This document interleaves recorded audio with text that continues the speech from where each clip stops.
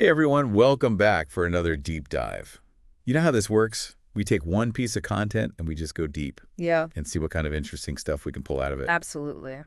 So today we're going to be looking at,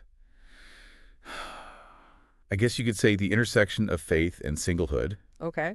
And we are going to be drawing on a YouTube video titled Called to be Single, Finding Purpose and Peace in God's Plan. Okay. And that is from the channel Highest Honor Worship. Interesting. And what are we hoping to discover or unpack in this deep dive? Yeah, that's a great question. What I'm really curious about, and maybe you can weigh in on this too as we go through it, Sure. is, what insights can we glean from this particular story Hmm. about navigating singlehood, within that context of faith? Right. Yeah. It's a topic that I think resonates with a lot of people, Yeah, definitely. especially those who are, trying to figure out their own path in life and how their faith intersects with their relationship status. Yeah, and the speaker in this video, she's got quite a story. Oh. She's been a widow for over 20 years, Mhm. raised her children, a grandmother, and she's super involved in her church. She runs a food pantry. So she's speaking from experience then. Yeah, so she's really speaking from this place of Yeah. lived experience, Yeah. and she starts off by asking this question that I think a lot of us, whether we're single or not, have probably thought about at some point, which is, why am I still single? Yeah, it's a question that can come up at different points in our lives, for sure. Yeah, and what I found really interesting was, even though she has a strong faith, she's very open about the fact that she still has doubts. Yeah. She talks about how she has these moments where, those thoughts creep in. Like, have I not grown enough spiritually? Hmm. Or am I simply not attractive enough? Right. I mean, what do you think about that? Does that resonate with you at all? I think it's refreshing to hear that honesty because I think we often see this image of unwavering faith, Yeah. where people never doubt. Yeah. But the reality is that everyone struggles with these questions. It's human to have doubts. And I think her willingness to be vulnerable about that makes her message much more relatable. Exactly. And it makes you realize that even people who are, you know, very strong in their faith still go through those moments of uncertainty and vulnerability. Absolutely. And it can be especially challenging when you're trying to reconcile your desire for companionship with your faith. Yeah, absolutely. You might wonder if God has a plan for you to be with someone or Yeah. if there's something you need to change about yourself. Right. Yeah, and it can be easy to kind of get caught in those thought loops. So as she's going through this and wrestling with these questions, she turns to Scripture. Okay. And specifically, she looks at 1 Corinthians 7:8, where Paul talks about the benefits of singleness for focusing on God's work. Interesting. That verse has been the subject of much debate and interpretation Yeah. throughout history. Some people see it as an endorsement of singleness as a superior state, Really? for spiritual growth, while others emphasize that you really need to understand the historical context because the early church faced a lot of persecution, and Mhm. so singleness actually offered some practical advantages in those circumstances. Wow. That's a really good point. So I guess the question then becomes, how do you think we can apply this verse to our lives today without feeling like we're being pressured to suppress our natural desire for companionship? That's a great question. I think it's less about viewing singleness as a means to an end, Right.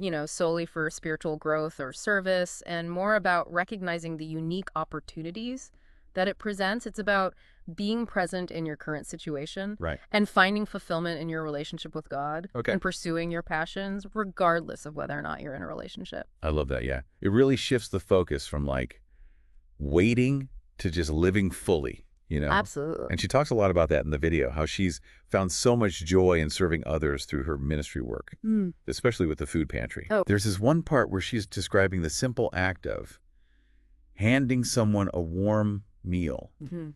and seeing their face light up. And she says that's what fuels her. That's beautiful. It's not about the grand gestures, it's those small acts of kindness. Right. It's really powerful. I think it's a great reminder that purpose and fulfillment Mm. can be found in serving others. And it's something that anyone can do, single or not. Right. It's about looking beyond yourself and finding ways to make a difference in the lives of others. Exactly. And that really ties back to that idea of living a life that's focused on something larger than yourself. Yeah.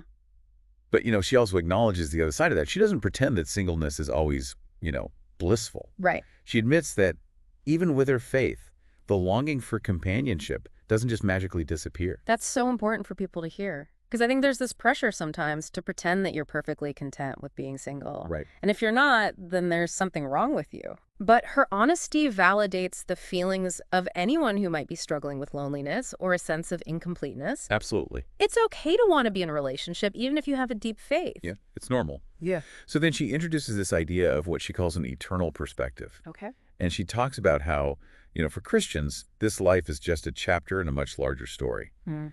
And so our present circumstances, whether we're single or not, they're temporary in light of eternity. That's a powerful way to think about it. Isn't it? It offers a sense of hope and reminds us not to get too caught up in the ups and downs of our current situation. Right. And then she wraps things up by giving listeners some practical advice, which I thought was really helpful. Oh, what was that?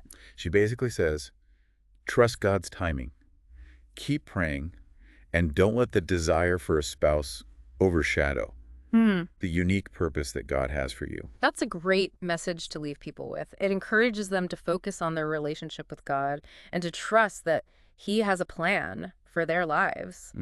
Yeah. And to find that sense of purpose, Yeah, regardless of their relationship status. absolutely. So I don't know about you, but I found her story and her message to be really inspiring. Yeah, definitely. I think her honesty and her vulnerability really shine through. Yeah. And she offers a perspective that's both realistic and hopeful. Totally. What was it that resonated with you the most? I think it was the balance she struck between honesty and hope. Yeah. She didn't offer any easy answers or pretend that singleness is always easy. But she also reminded us that it's a season with its own unique potential for growth, for service, for joy. It's about finding that sweet spot between acknowledging the longing for companionship and embracing the fullness of life in the present moment. That's beautifully said. And I think it's a powerful reminder that, our worth and identity aren't tied to our relationship status, but to something much deeper. So as we wrap up this deep dive, I want to leave you with a question. How does this perspective on singleness and purpose and faith resonate with your own experiences or beliefs? Take some time to think about that. And if you're interested in hearing more from the speaker, you can check out her full video, Called to be Single, on the Highest Honor Worship channel. Until next time.